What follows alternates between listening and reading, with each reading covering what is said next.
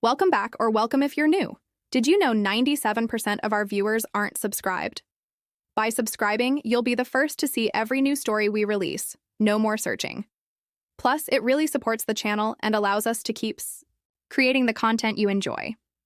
If you value these stories, take a moment and subscribe below. Thanks! Okay, now to today's story. Look, I ain't gonna lie. This ain't easy for me to say. You know me, always been the one with the answers, the one keeping things together. But this is different. It's been weighing on me. It's not the kind of story you just casually drop into conversation, you know? It's the kind that sticks with you, plays on repeat in your head at 3 a.m. when the rest of the world is sleeping. It started with Jeremy. He was a student in my English class. Just a kid on the cusp of, well, something. They all think they know everything at that age, but really, they're still figuring it all out. I've been teaching at Northwood High for, Lord, it must be close to 20 years now. You see so many faces, so many young lives pass through your classroom. You start to think you've seen every kind of student, every kind of situation. But then something like this happens, and it throws you for a loop. Jeremy was a quiet one. Sat in the back, usually, kept his head down. But he was sharp. You could tell, even though he didn't always participate in class discussions. There was a thoughtfulness about him, a way he'd look at you when you were talking, like he was really listening, really trying to understand. He struggled a bit with his writing, though. Not for lack of ideas, but putting them down on paper, making them flow. That was his challenge. So, he'd often stay after school for a little extra help. It was part of what I did, what I was there for. To guide them, to give them the tools they needed. I never thought anything of those after-school sessions, just another student needing a bit more attention. The afternoon it happened, the school had emptied out. That quiet hum that always filled the hallways during the day was gone, replaced by this eerie silence. It was just me and Jeremy in my classroom. Room 212. We were going over an essay he'd written about The Great Gatsby. He'd actually made a real breakthrough with this one.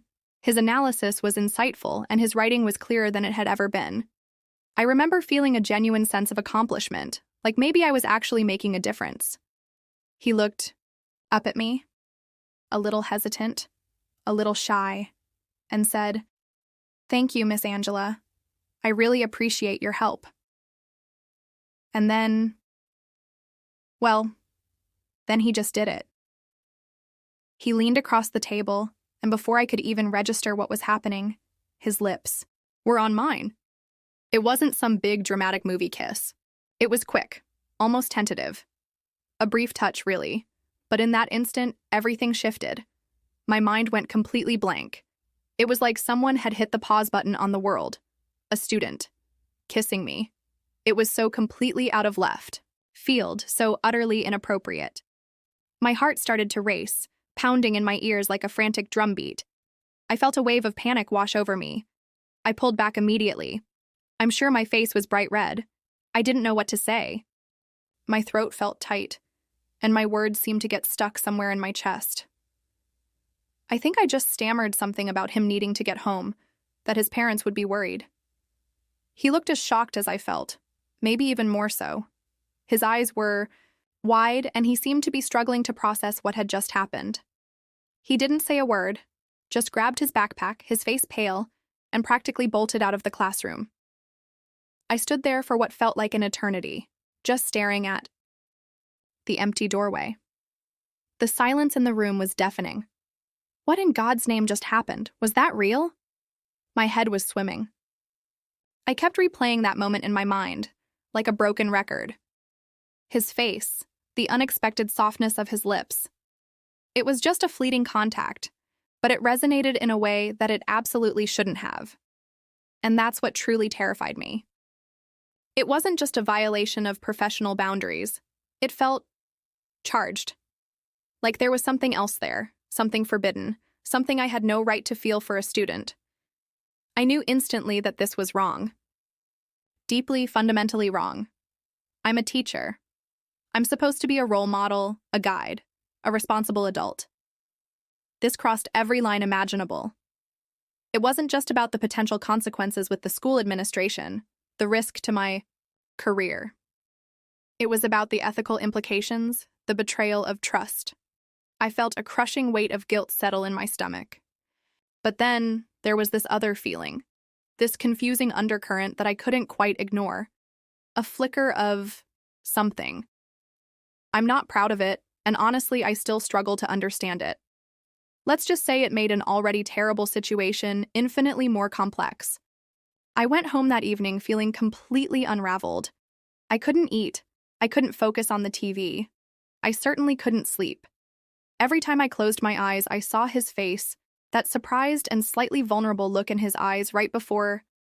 Well, I kept replaying that kiss in my head, analyzing every millisecond of it.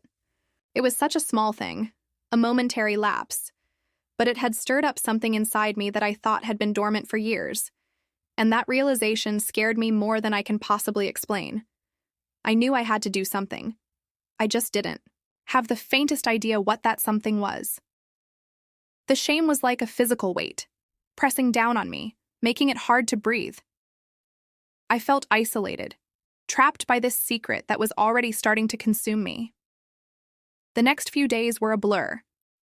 I went through the motions at school, teaching my classes, grading papers, trying to act like nothing had happened, but inside I was a mess. It felt like I was walking around with this big, heavy secret weighing me down. Every time I saw Jeremy, in the hallway or in class, my heart would jump into my throat. He mostly kept his head down, didn't look at me much. It was like he was just as freaked out as I was, maybe even more.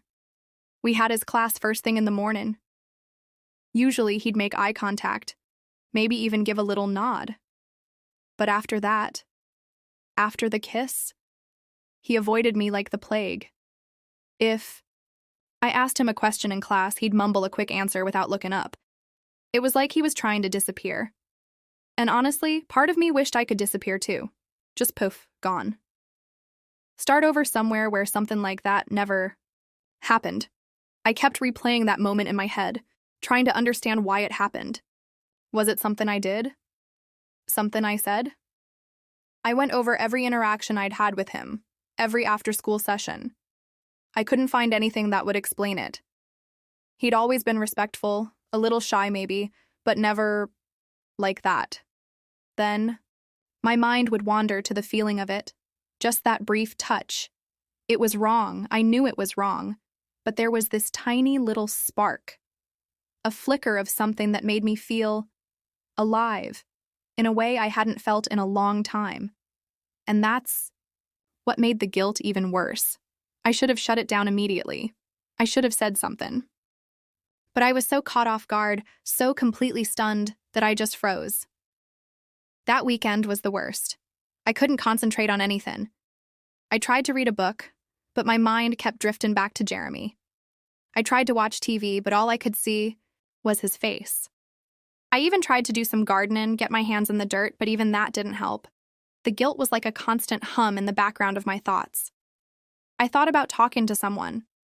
My friend Ava, she's always been a good listener. But how could I tell her something like this? Hey, guess what? One of my students kissed me after school. It sounded so awful, so unprofessional. I could just imagine the look on her face. Plus, I was ashamed. Deeply ashamed. I felt like I'd done something really bad, even though it wasn't entirely my fault. Or was it? That thought kept me up at night. Maybe I'd given him the wrong impression somehow. Maybe I'd been too friendly, too encouraging. I started second-guessing everything I'd ever done as a teacher. Had I crossed any other lines without even realizing it? Had I been too casual with the students? I always tried to be approachable, to make them feel comfortable talking to me. But maybe I'd gone too far. Maybe I'd blurred the lines without even meaning to. The next week at school was torture. Every time I saw Jeremy, I felt a wave of anxiety. I tried to act normal, to teach my lessons like nothing was wrong. But it was like there was this invisible wall between us, this unspoken thing hanging in the air. He was even quieter than usual, if that was possible. He wouldn't meet my eyes, and if I had to call on him in class, he'd just give short, mumbled answers. It was clear that he was uncomfortable too. maybe even scared. And that made me feel even worse. I didn't want to make him feel bad. I didn't want to mess with his head. He was just a kid. One day, after class, I saw him lingering near my desk. He looked like he wanted to say something, but he couldn't quite get the words out. My heart started pounding. This was it, I thought. He was going to say something about the kiss. I didn't know what I was going to say back. He finally looked up at me, his eyes kind of sad. "Miss Angela," he said, his voice barely a whisper. I'm sorry about the other day." A wave of relief washed over me. He was the one apologizing. "Jeremy," I said, trying to keep my voice steady. "It's okay. Let's just forget it ever happened, okay?" He nodded, but he didn't look convinced. "Okay," he said quietly, and then he turned and left. But we both knew we couldn't just forget it. It was there, hanging between us, a secret that was slowly starting to eat away at both of us. I tried to tell myself that it was just a silly mistake, a moment of teenage confusion. But deep down, I knew it was more than that. And the longer I kept it to myself, the heavier it felt. I knew I had to do something. I just didn't know what the right thing to do was. Tell the principal? Pretend it never happened? The thought of either one made my stomach churn. It felt like I was walking a tightrope and one wrong step could send me falling. And the worst part was, I didn't know who I could trust to catch me. Weeks turned into months, and that kiss, that one stupid little kiss, it just wouldn't go away. It was like a little seed that had been planted in my mind, and even though I tried to ignore it, tried to pretend it wasn't there, it just kept growing. It affected everything. My teaching, my relationships with the other teachers, even the way I felt about myself. I started to dread going to school in the mornings. It used to be something I looked forward to, you know? I loved teaching. I loved seeing those kids learn and grow. But now, the thought of facing Jeremy, of possibly having to interact with him, it filled me with this knot of anxiety in my stomach. I'd find myself avoiding the hallways where I knew he might be. If I saw him coming, I'd duck into a classroom, or pretend I had something urgent to do in the other direction. It wasn't fair to him, and it wasn't fair to the other students, but I just didn't know how else to handle it. My sleep got even worse. I'd lie awake for hours, my mind racing, replaying that moment over and over. Sometimes I'd even have nightmares. Not scary, monster under the bed kind of nightmares, but more like replay nightmares. Just seeing his face, feeling that brief touch, and then the wave of guilt washing over me. I'd wake up in the middle of the night, my heart pounding, feeling all sweaty and anxious. I started to pull away from people. I didn't want to go out with Sarah anymore. I made excuses, said I was tired or had papers to grade. The truth was, I was afraid. Afraid that if I got too close to anyone, they'd somehow see what was going on inside me. See the guilt and the confusion and the shame. So I just stayed home mostly, read books, watched old movies, just trying to keep my mind occupied. But even then, Jeremy would creep into my thoughts. He changed too. He became even more withdrawn. He stopped participating in class altogether. His grades started to slip. I tried to reach out to him, to offer extra help like I usually would, but he just brushed me off. He wouldn't even make eye contact. It was like he was building this wall around himself, trying to shut everyone out. And I couldn't help but feel like it was my fault. I remember one time I saw him in the library after school. He was sitting alone at a table just staring out the window. He looked so lost, so sad. I wanted to go over there, to talk to him, to see if he was okay. But I couldn't. I just froze. The awkwardness, the guilt, the fear of saying the wrong thing, it all just held me back. I told myself it was better to just leave him alone, that maybe he just needed some space. But deep down, I knew I was just scared. The weight of it all was starting to get to me. I felt like I was carrying the weight of the world on my shoulders. I was constantly on edge, jumpy at every little sound. I started getting headaches, and my stomach was always in knots. I knew this couldn't go on. I was slowly falling apart. I thought about quitting my job, just packing up and leaving, starting over somewhere new where nobody knew me and nothing like this had ever happened. But then I'd think about all the years I'd put into teaching. How much I loved it, even now, despite everything. And where would I go? What else would I do? I felt trapped. One evening, I was sitting in my living room, just staring at the wall. It was getting dark outside, and the silence in the house felt heavy, suffocating. I started thinking about why I became a teacher in the first place.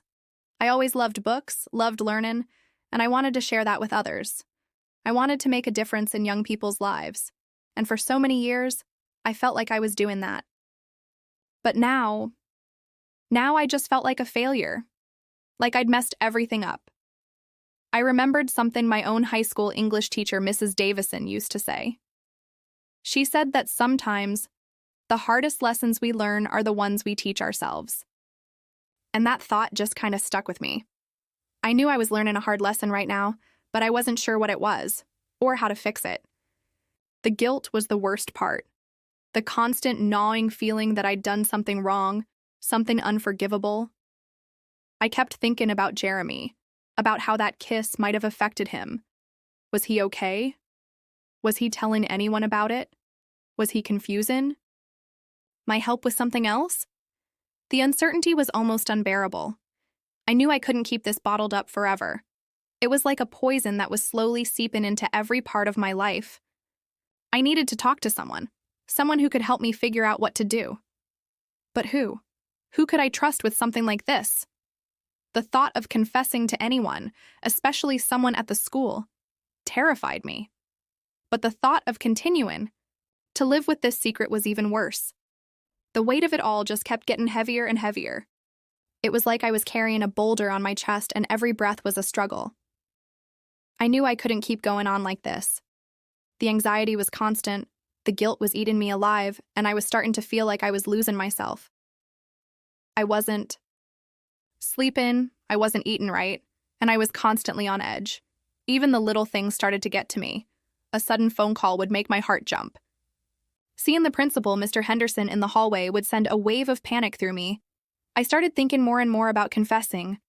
The thought terrified me, don't get me wrong.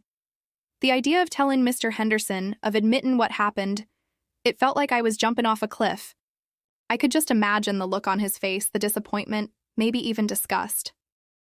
I knew it could cost me my job, my career, everything I'd worked for. And the shame would be unbearable. But the alternative, keeping it a secret, was starting to feel even worse. It was like this dark cloud hanging over me all the time, following me around, making everything feel bleak. I knew it was affecting my teaching.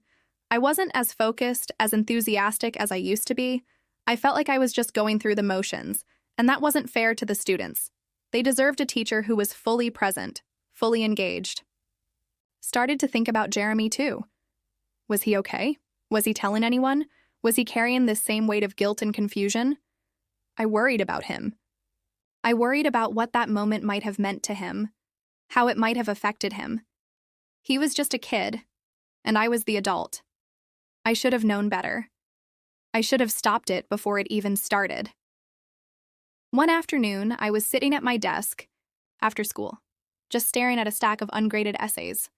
I couldn't bring myself to focus. My mind kept wandering back to that day, to that moment. I closed my eyes and tried to picture Jeremy's face. He looked so young, so vulnerable, and I felt this overwhelming sense of responsibility.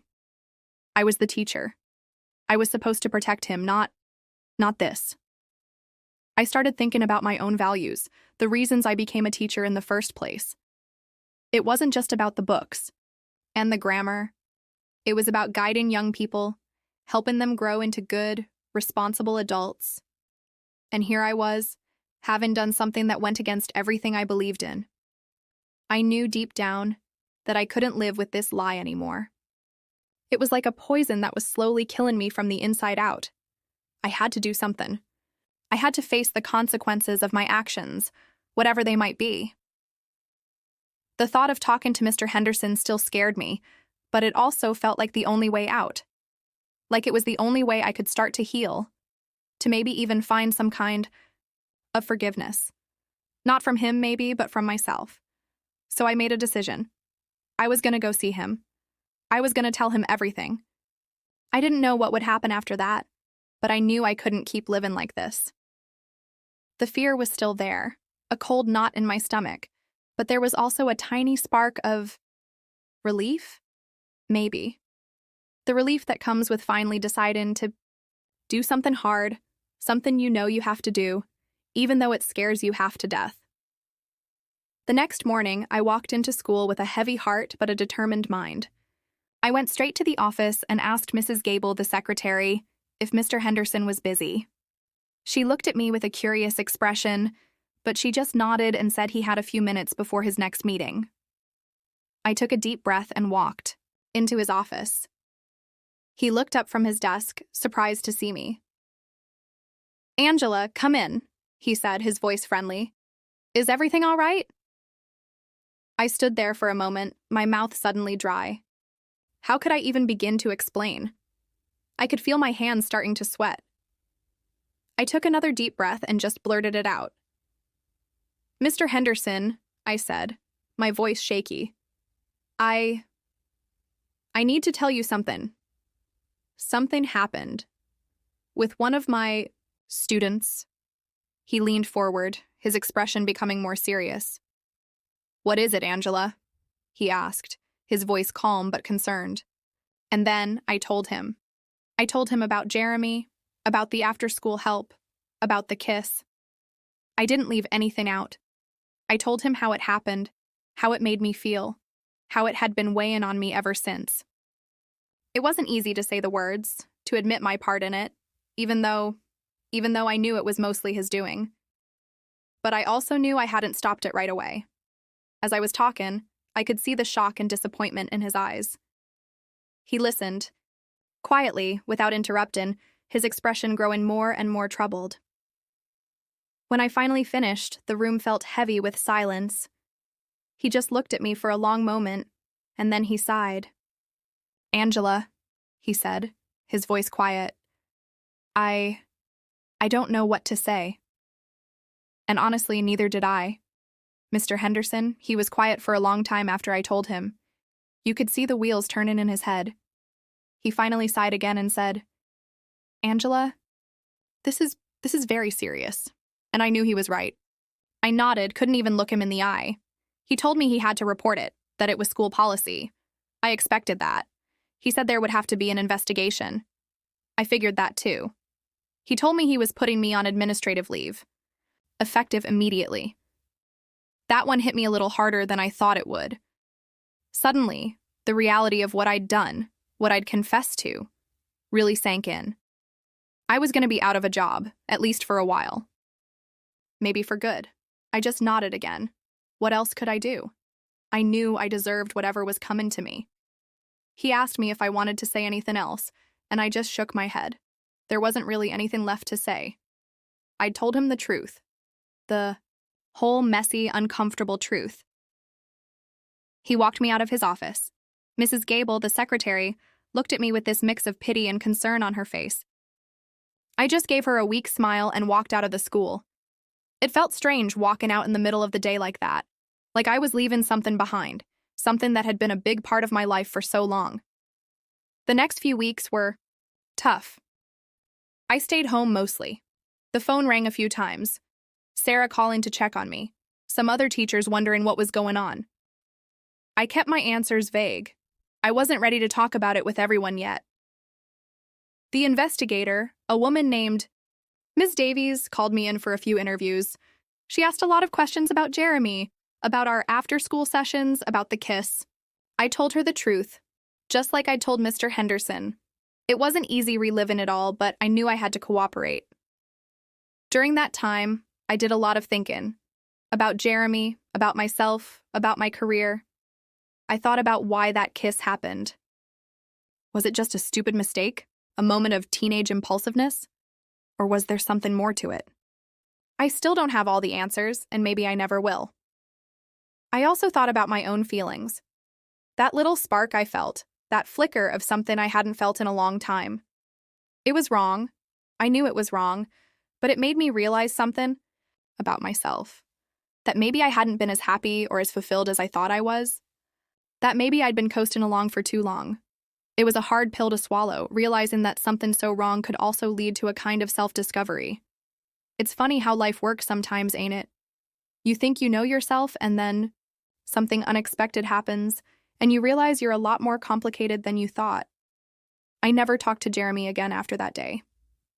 I don't know what happened to him. I hope he's okay. I hope he didn't get in too much trouble. Part of me feels guilty for not protecting him better, for not seeing the signs if there even were any. The school board eventually made their decision. They suspended me for the rest of the year. It could have been worse. I could have lost my teaching license altogether. Part of me felt like I deserved that, but another part of me was grateful for the second chance, however uncertain it felt. I spent the rest of that year doing a lot of soul searching.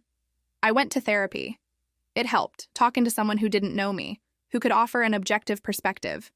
I started to understand my own motivations better, the things I'd been ignoring for so long. It wasn't easy. There were a lot of tears, a lot of sleepless nights. But slowly, I started to heal. I started to forgive myself, a little bit at a time. When the next school year rolled around, Mr. Henderson called me. He said they were willing to give me another chance, under certain conditions. I had to agree to regular counseling, and I had to promise to maintain strict professional boundaries with all my students. I agreed. I missed teaching, I missed the classroom, and I knew I needed to prove that I could learn from my mistakes. Going back wasn't easy. There were whispers, I'm sure. Some of the other teachers probably knew what had happened. But I kept my head down, focused on my work, and tried to be the best teacher I could be. Things weren't the same, though. I was more careful, more guarded, maybe a little less open with the students. But I was also more aware, more attuned to the dynamics in the classroom.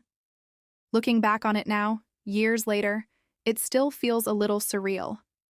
Like it happened to someone else, but it didn't. It happened to me, and it changed me. It wasn't a pleasant change, not at first anyway. It was painful and confusing and filled with guilt. But in the end, I think it made me a better person, a better teacher. I learned a hard lesson about boundaries, about responsibility, and about the complexities of human emotions. It's not a story I'm proud of, but it's my story. And I wanted to tell you because sometimes the things we're most ashamed of are the things that connect us the most. We all make mistakes. We all stumble and fall. It's what we do after that matters. It's about owning up to our mistakes, learning from them, and trying to do better next time. And that's what I'm trying to do. Still trying. Every day.